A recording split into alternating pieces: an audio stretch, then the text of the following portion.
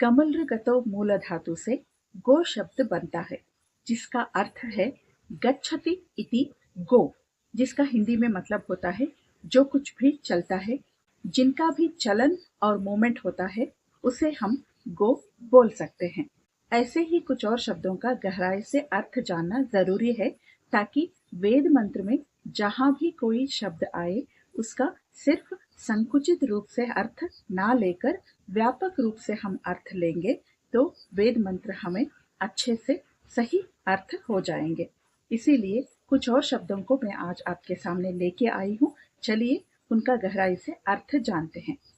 नमस्कार, ज्ञान मुकुट तक में आप सबका स्वागत है। अश्व शब्द तो सामान्य रूप से हम सब जानते ही है, और इसका अर्थ क्या है ये भी हम सब जानते हैं।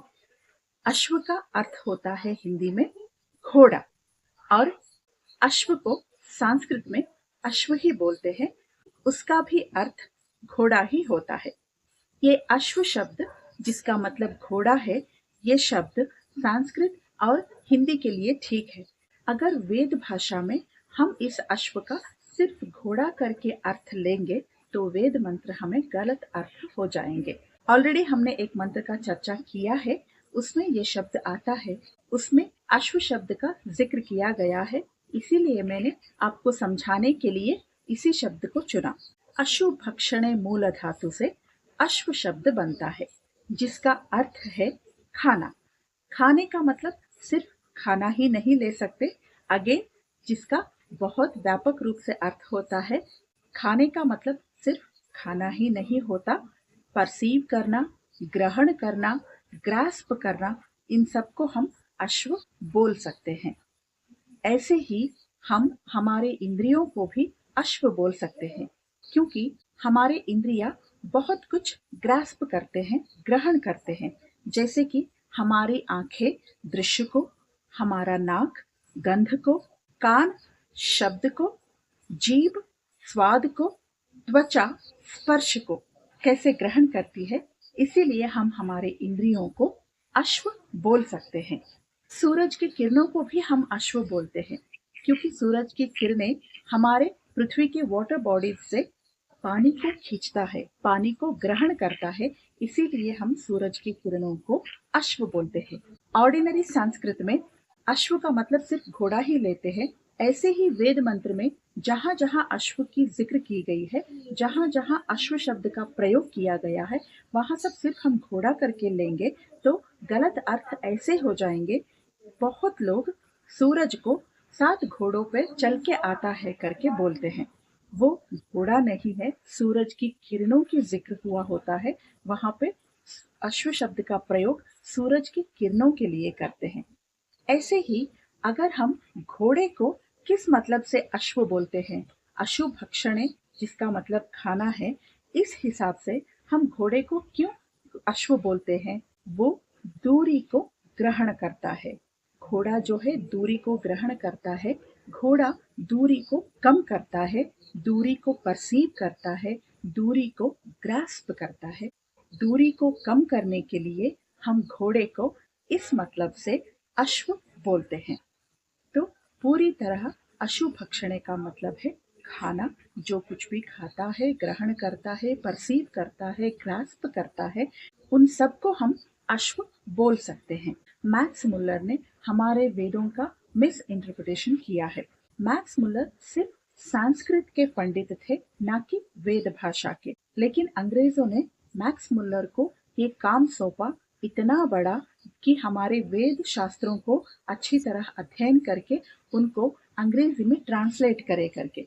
वो सिर्फ संस्कृत जानते थे, ऑर्डिनरी संस्कृत में जितना उनके समझ में आया उतना ही उन्होंने वेदों का स्टडी किया, अध्ययन किया, और संस्कृत में जितना अर्थ उनका होता है उतना ही अर्थ लेके अंग्रेजी में उनको ट्रांसलेट किया, उतना ही ऊपर ऊपर से अध्ययन करके उनका ट्रांसलेशन किया। इसीलिए वेद मंत्र सारे मिस इंटरप्रेट हो गए।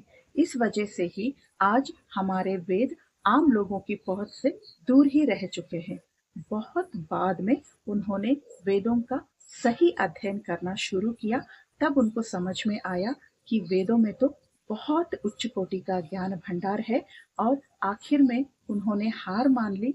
आखिर में उन्होंने अपनी गलती मानकर वेदों को सही इंटरप्रेट करने की कोशिश की, क्योंकि उन्होंने एक जगह बताया है, वेदों से प्राचीन, वेदों से ज्यादा उच्च कोटि का ज्ञान मुझे रिसर्च करने के लिए कहीं मिला ही नहीं करके उनको मानना ही पड़ा।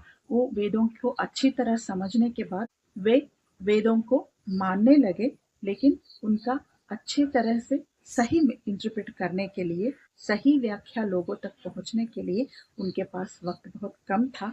जब तक वो वेदों के बारे में बहुत अच्छी तरह जान गए, लेकिन वो बता नहीं पाए।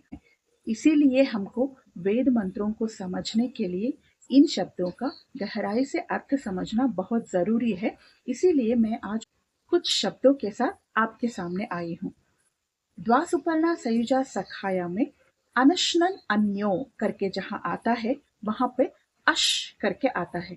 उस अश शब्द का अर्थ ही अशुभक्षणे है। उस विश्व चेतना शक्ति, भगवत शक्ति और वो जो परमात्मा शक्ति है, उसी को हम अनशनन बोल रहे हैं यहाँ पे। अश का मतलब है खाना, अनश का मतलब है नहीं खाना। वो जो भगवत शक्ति, परमात्मा शक्ति है, वो बिना कुछ खाए, बिना कुछ ग्रहण किए, बिना कुछ भोगे सिर्फ देख रहा है। इस अर्थ से उस मंत्र में अश शब्द का अर्थ लिया गया है। उस मंत्र में और भी एक शब्द है वृक्ष, जिसका भी मैंने विस्तृत रूप से आपको बताया है। वृक्ष का मतलब सिर्फ पेड़ ही नहीं होता, वृक्ष का मतलब होता है जो कुछ भी काटा जाता है। मतलब इस जड़ प्रकृति के बारे में बोल रहे हैं। ये जो भी पंचभूत से बना हुआ, रचा हुआ सृष्टि है, एक न एक दिन काटा जाने वाला है। मतलब ये कोलैप्स हो जाता है।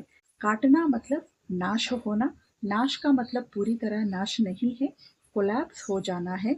एक व्यवस्था होता है, एक सिस्टम होता है, उस सिस्टम से चले जाना, उस व्यवस्था से चले जाने को ही हम कोलैप्स बोलते हैं। और ऊपर ऊपर से जो नाश होता है, मूल प्रकृति को तो हम नाश नहीं कर सकते, जो सिर्फ व्यवस्था से हट जाता है उसको हम कोलैप्स बोलते हैं। और वो काटा जाता है, उसको ही हम वृक्ष बोलते हैं। वृक्ष भी काटे जाते हैं कभी ना कभी, इसीलिए हम इस जड़ प्रकृति को भी वृक्ष बोल सकते हैं। जो भी संस्कृत के शब्द वेद मंत्रों में आता है, वहां वहां हम बाकी शब्दों का क्या क्या अर्थ करना है, सिचुएशन के हिसाब से इसका डिसाइड करते हैं। वेद भाषा के शब्दों का फाउंडेशन, बेस और बैकग्राउंड मिला है। इसके बल पर हम आगे वेद मंत्रों को अच्छी तरह समझ सकते हैं। आगे जहां जहां भी वेद मंत्रों में जो कुछ भी शब्दों का जब जब जरूरत पड़े, तब तब हम इन शब्दों को बीच बीच में समझ सकते हैं। अगले एपिसोड में कुछ मंत्रों के साथ मैं आपके सामने हाजिर होंगी। तब तक के लिए नमस्कार।